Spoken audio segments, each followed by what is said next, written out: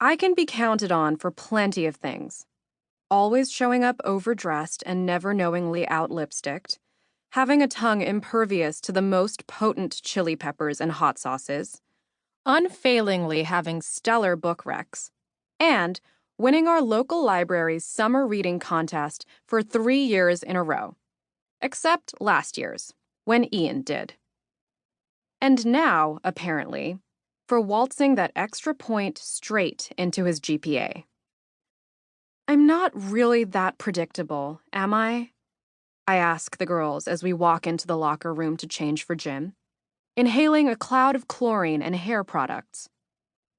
Blair's already regaled our best friends, Katie Hill and Valika Mehra, on the walk over with the exaggerated story of how I all but pole vaulted myself over the desk 2 periods ago.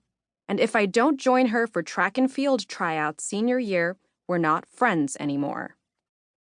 Katie, my oldest friend since preschool, and Blair's girlfriend of 3 years, purses her mouth thoughtfully. Why do you think being predictable is a bad thing? Because Ian anticipated my move before I even made it. I twirl in my locker combination.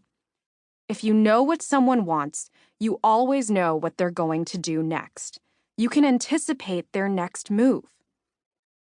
Okay, villain in training. You got all that from him turning around to look at you? Blair asks with a laugh, tying her hair back. Val stifles her giggle. It was the way he looked at me, I insist, shimmying out of my sage green skater skirt and black high-necked ribbed tank.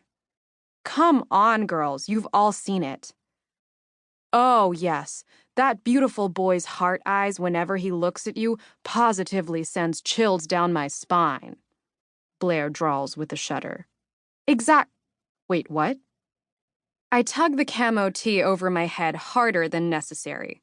My hair immediately billows with static that Katie smooths with a dryer sheet she just happens to have. She's predictable too, but in a useful way, like always having an extra number 2 pencil for Scantron tests and Listerine strips to mask your breath when you've been drinking something you shouldn't. Just last week, her emergency packet of fruit snacks preemptively warded off my got an 89 on a quiz migraine. I'm pretty sure the contents of her Betsy Johnson mini backpack could help the 4 of us survive both A, a zombie apocalypse, and B, high school. You heard, Blair sing-songs, then proceeds to pucker her lips and pretends to smooch the air. My face scorches like a frying pan. Like that's in any way what I want with Ian. Don't tease Kavya, says Katie, winking as she shimmies out of her balloon-sleeved maxi dress that looks amazing with her height. We all know the poor girl's goat is easily got. This time, Val doesn't even attempt to hold back the laugh.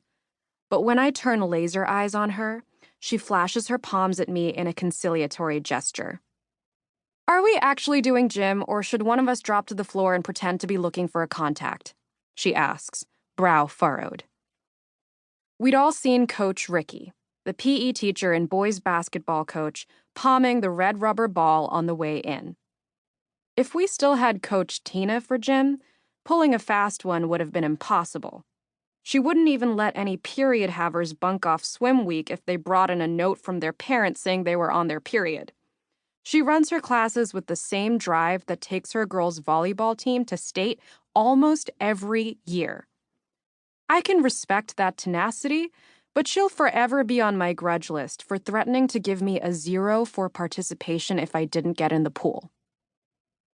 I lost my contact last time, so if we're sitting this out, it's on one of you 3, declares Blair. She's already changed into bright white Jordans and a peach oversized tee that brings out the glow of her brown skin. Coach is eventually going to catch on that I don't even wear contacts, says Katie, settling on the bench separating the rows of lockers to tighten her laces. And this may surprise you, lazy bones, but I actually like dodgeball.